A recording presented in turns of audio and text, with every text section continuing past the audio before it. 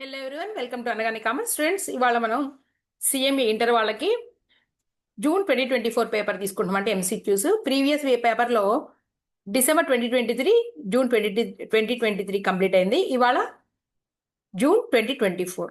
Okay, screen share చేద్దాము. MCQs అండి. MCQs అయిపోయిన తర్వాత ఈ 5 పేపర్స్ అంటే 2023 నుంచి మొన్న జరిగిన 2025 పేపర్ వరకు కూడా మొత్తం ప్రాబ్లమ్స్ అన్ని కూడా కవర్ చేద్దాము ఫస్ట్ ఎంసీక్యూస్ కంప్లీట్ చేసినాక. Okay, right.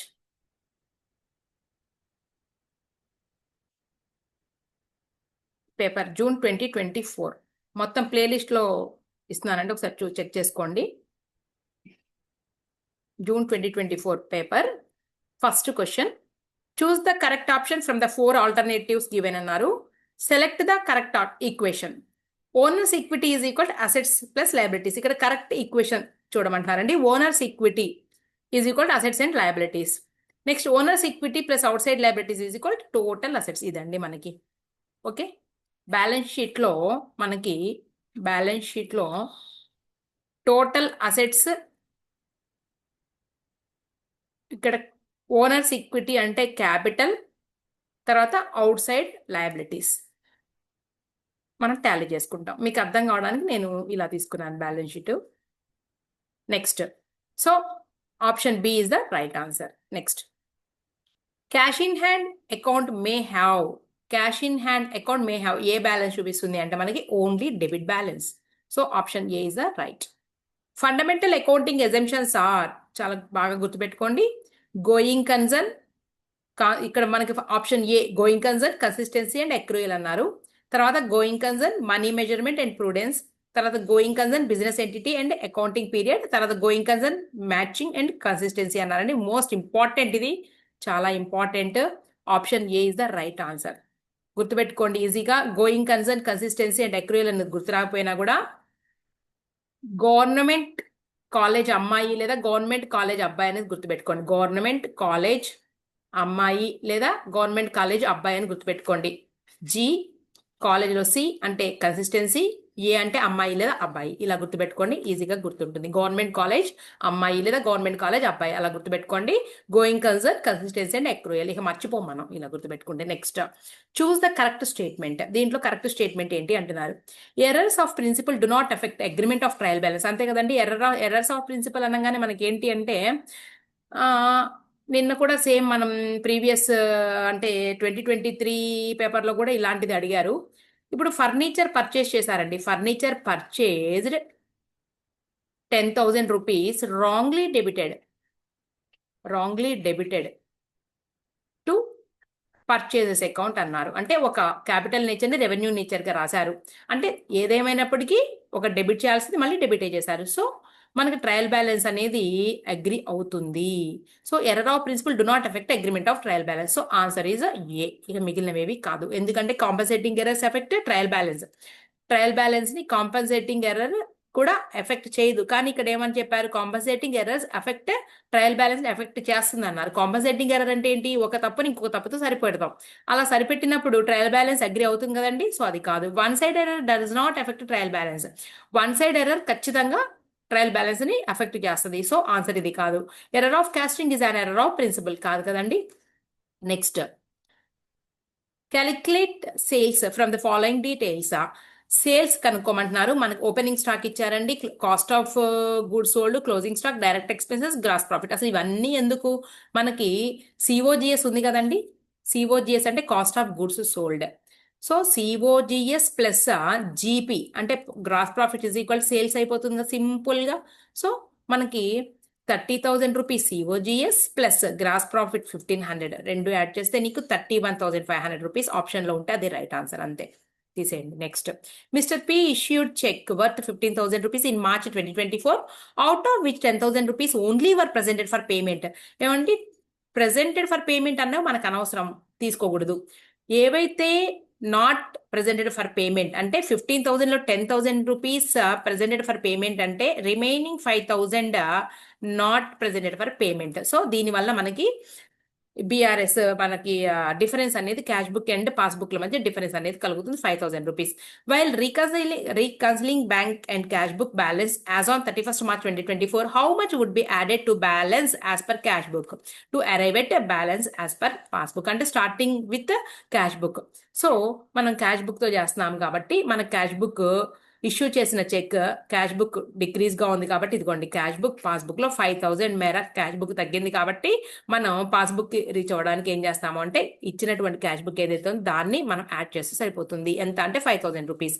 ఇదిగోండి option C is the right answer. Next, a second hand car purchase 2 lakh rupees excluding initial repair cost of 50,000. So total amount of car is 2,50,000 rupees, right?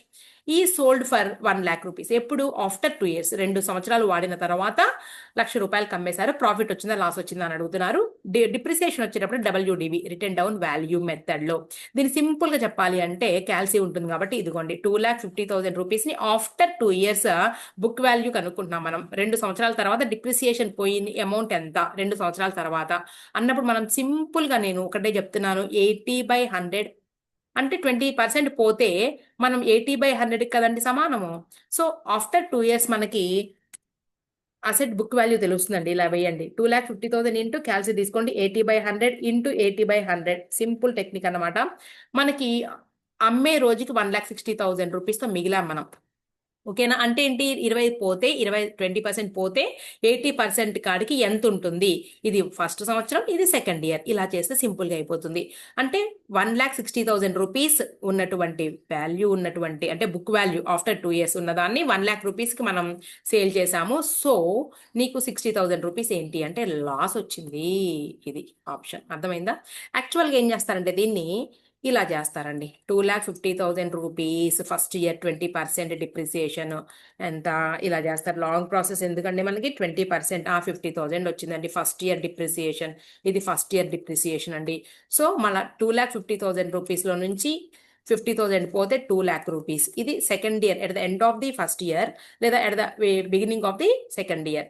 మళ్ళా దీని మీద 20% calculate చేస్తే మనకి ఎంత వస్తుందంటే 40,000 వస్తుంది. ఇది సెకండ్ ఇయర్ డిప్రిసియేషన్. దీన్ని కూడా మనం మైనస్ చేద్దాము. సో 1,60,000 రూపీస్ ఎప్పుడు ఇది అంటే at the date of the మనం అమ్మేటప్పటికి 1,60,000 ఉంది. ఈ ప్రాసెస్ చేస్తున్నాం మనం. దీంట్లో నుంచి సేల్ వాల్యూ, ఇది సేల్ వాల్యూ లెస్ ఇది బుక్ వాల్యూ తీసేస్తే వచ్చేటటువంటి 60,000 రూపాయలు ఏంటి అంటే నీకు లాస్ అని చెప్తున్నావు నువ్వు. ఈ ప్రాసెస్ అంతా లేకుండా ఇలా చేసేస్తే సరిపోతుంది. Next, X drew a bill of exchange on Y for 20,000 rupees payable after 3 months. On the due date, Y could not make the payment and pay చేయలేకపోయాడండి, డిజానర్ అయిపోయింది. So request to renew a fresh bill for another 3 months అంటండి. So simple, ఏం లేదు, 20,000 into 3/12 into 12%. ఎంత వస్తే అంత. 20,000 into 3/12 into మనకి 12% interest 600 వచ్చిందండి. ప్లస్ 20,000, 600 ప్లస్ 20,000 ఇదిగోండి 600 వస్తుంది. దీనికి 20,000 రూపీస్ అమౌంట్ యాడ్ చేస్తే మనకు option A is the right answer. Next, choose the odd one. ఇదిగోండి premium method, revaluation method, without raising goodwill, ఇవన్నీ కూడా మనకి పార్ట్నర్షిప్లో చూస్తాం. కానీ రీవాల్యుయేషన్ ఆఫ్ అన్రికార్డెడ్ అసెట్ని మనం రీవాల్యూ ఎలా చేస్తాము? ఆల్రెడీ మనం రికార్డ్ చేసినటువంటి అసెట్ని మాత్రమే, బ్యాలెన్స్ షీట్లో ఆల్రెడీ ఉన్నటువంటి అసెట్ని మనం ఇంక్రీజ్ ఆర్ డిక్రీజ్ అనేసి చూస్తాం. ఇక్కడ అన్రికార్డెడ్ అసెట్ని మనం రీవాల్యూ చేయడం జరగదు కాబట్టి ఆడ్ వన్ ఏంటి అంటే option D. Next, operating lease is revocable కాంట్రాక్టా? Next, non revocable contract, operating contract, అలాగే తర్వాత ఏమన్నారంటే నన్ ఆఫ్ ది అబోవ్ అన్నారండి. ఈ 4ట్లో మనం ఆప్షన్ ఏంటో మనం చూద్దాం ఇప్పుడు.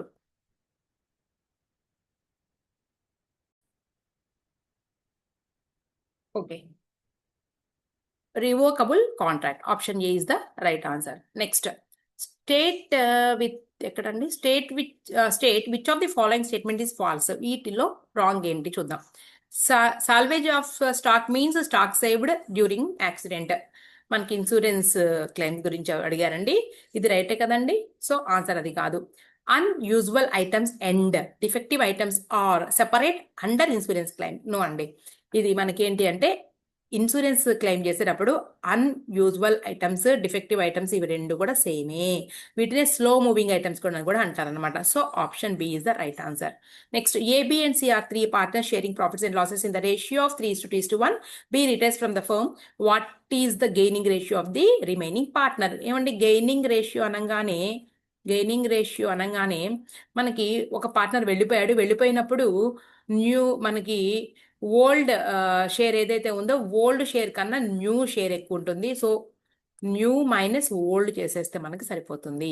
అంటే న్యూ వచ్చేటప్పటికి నీకు 3/4, అలాగే ఇంకొకరిది 1/4. ఓల్డ్ వచ్చేటప్పటికి 3/6, నెక్స్ట్ 1/6. ఇలా చేసుకుని మనం మైనస్ చేసుకుంటే సరిపోతుందండి. ఇది కూడా 3:1 answer. Next, goods are transferred from department X to department Y at a price so as to include a profit of 33.33% on cost, అంటే 1/3 on cost. If the value of closing stock of department Y is 18,000, then amount of stock reserve on closing stock will be. చూడండి ఇక్కడ మనకి profit element కలుపుకుంటే on cost నుంచి on సేల్కి వచ్చేటప్పుడు 1/4. So 18,000 rupees into 1/4 అండి, 4,500 rupees మనకి right answer, option B. Next, income statement of a charitable institution is known as. Income statement ఏమంటారండి? ఇన్కమ్ అండ్ ఎక్స్పెండిచర్ అకౌంట్ అంటారు. Next, contingent liabilities would appear on the liability side, on the asset side. అవి ఏవి కాదండి, has a note to balance sheet. Option C is the right answer. ఇదండి ఇంతవరకు మనకి ఏంటంటే June 2024 paper అయిపోయింది. Next క్లాస్లో డిసెంబర్ 2024 పేపర్ చేద్దామండి. ఈ మొత్తం అయిపోయిన తర్వాత 2025 జూన్ వరకు అయిపోయిన తర్వాత ఎవ్రీ పేపర్లో కూడా నేను సపోజ్ ఎగ్జాంపుల్ చెప్తున్నాను చూడండి. ఫర్ ఎగ్జాంపుల్ ఇప్పుడు ఈ సమ్ ఉందండి మనకి, ఏంటిది? Section below on 31st March 2023 in the trial balance of Singhania brothers balance of the machinery account ఇలా ఇచ్చారు కదండి. మనల్ని ఏమడిగారు? You are required to calculate total depreciation. అంటే ఏంటి? మనకి డిప్రిసియేషన్ చాప్టర్ నుంచి చేస్తాం. తర్వాత నెక్స్ట్ సమ్ వచ్చేటప్పటికి trial balance of Rajesh brothers అన్నారు. Give journal entries to rectify the errors and prepare suspense account అన్నారండి. నెక్స్ట్ వచ్చేటప్పటికి మనకి కన్సైన్మెంట్ ఇచ్చారు.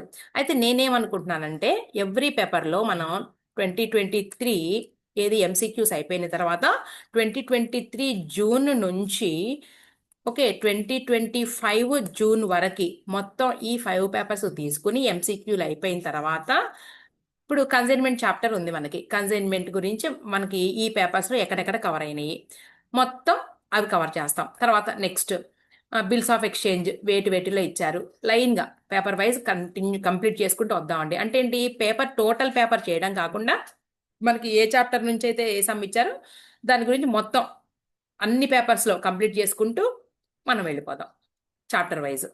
అలా చేద్దాం అనుకుంటున్నాను. అంటే మీకు అర్థమయ్యే ఉంటుంది. ఒక్కొక్క పేపర్ సాల్వ్ చేయడం కాకుండా ఒక చాప్టర్, కన్సైన్మెంట్ చాప్టర్ ఏ ఇయర్లో వచ్చింది ఆ ఇయర్ పేపర్స్ అన్ని కంప్లీట్ చేయడం. నెక్స్ట్ బిల్స్ ఆఫ్ ఎక్స్చేంజ్, అలాగే జాయింట్ వెంచర్ ఏమైనా ఇచ్చుంటే, అట్లాగే ఇన్సూరెన్స్ క్లెయిమ్స్, ఈ రకంగా ఈజీగా ఉంటుంది మీకు. అన్నీ ఒకే చోట దొరుకుతాయని నా ఉద్దేశం. Okay students, okay.